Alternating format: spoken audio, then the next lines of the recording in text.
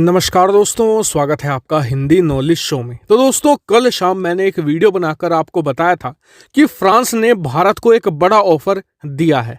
इस ऑफर में फ्रांस ने कहा था कि हम भारत में राफेल लड़ाकू विमान, पैंथर हेलीकॉप्टर बनाना चाहते हैं और साथ इनकी टेक्नोलॉजी भी भारत को शेयर करना चाहते हैं। साथ ही लड़ाकू विमान इंजन बनाने वाली कंपनी शेफ्रॉन, वो भी अपना जो प्लांट है वो भारत शिफ्ट कर सकती है। तो सभी को लगा कि ये तो वाकई में बहुत अच्छा ऑफर है, और वाकई में अच्छा ऑफर था। भाई, भारत को इससे सस्ता राफेल मिलेगा, सस्ते में ही हमें यूरोकॉप्टर जो पैंथर हेलीकॉप्टर है वो भी मिलने शुरू हो जाएंगे, हमें इंजन की टेक्नोलॉजी मिलेगी, राफेल वगैरह की भी टेक्नोलॉजी मिलेगी।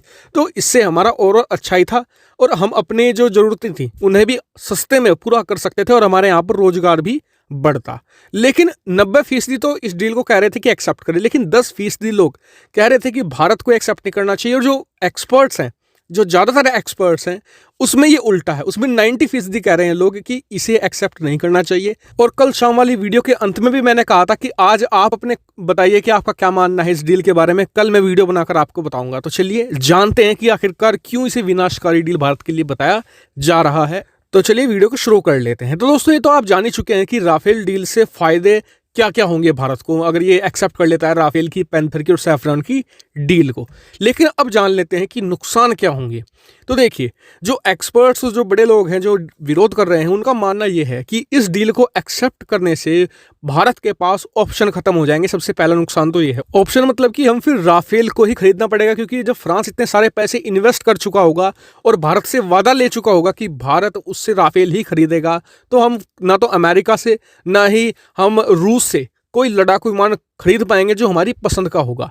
ये नुकसान है। लेकिन जो सबसे बड़ा नुकसान, सबसे बड़ा डेंट है जो भारत को लगेगा, वो होगा home growing defence manufacturing companies को। कैसे?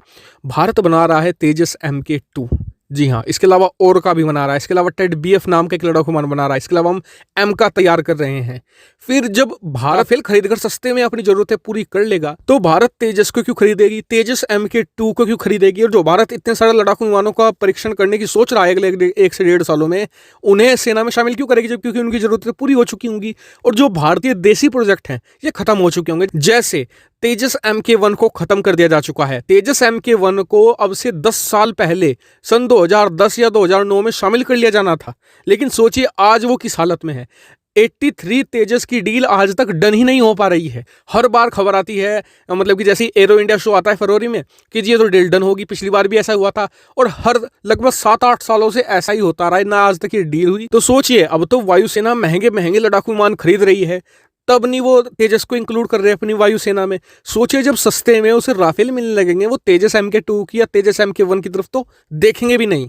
वहीं बात करें हम जो दूसरी डील है एक हेलीकॉप्टर की, जिसका नाम है यूरोकॉप्टर पैंथर हेलीकॉप्टर, उसे तो बिल्कुल नहीं शामिल करना चाहिए। उसके पक्ष में तो मैं भी हूं। कारण उसका यह है कि भारत खुद का LCH यानी कि लाइट कॉम्बैक्ट हेलीकॉप्टर तैयार कर चुका है। इसके अलावा भारत ने ऑलरेडी डील दे रखी है अमेरिका को सिरोस्की डोमियो हेलीकॉप्टर की, जो दुनिया का सबसे बेस्ट नेवल कॉम्बैक्ट हेलीकॉप्टर माना जाता है, वो है हमारे पास। हम खुद का LCH है तैयार कर चुके हैं, उसकी मिसाइलें टेस्ट करने वाले हैं हम। फिर हम उसे, उसके लिए तो वायुसेना भी रेडी है। तो जब हमारे पास इतना बेहतरीन हेलीकॉप्टर है, तो फिर हम जो फ्रांस का यूरोकॉप्टर है उसे क्यों खरीदे? इस डील को तो मेरे हिसाब से तो स्क्रैप ही कर देना चाहिए। लेकिन जो मेरे हिसाब से सबसे तगड़ा भारत को नुकसान होने वाला है वो होगा एक्सपोर्ट की फील्ड में। मान लीजिए कि भारत में जो राफेल है या फिर पैंथर है बनना शुरू हो गए, फिर भारतीय वायुसेना इन्हें खरीदेगी, क्योंकि फ्रांस भी तो इन्वेस्टमेंट इसीलिए कर रहा है ना भारत में कि भारतीय वायुसेना खरीदे, सस्ते में देगा।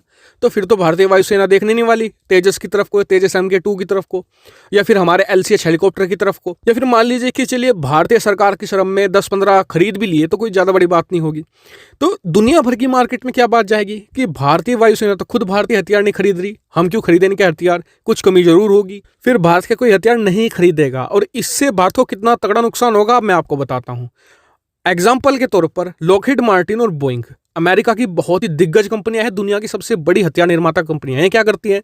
दुनिया भर में हथियार बेचती हैं, वहाँ से जो पैसा आता है उसे फिर री इन्वेस्ट कर देती हैं रिसर्च में, नए नए डेवलपमेंट में, जिससे कि वो और खतरनाक हथियार बनाकर अमेरिकी सेना को देती है।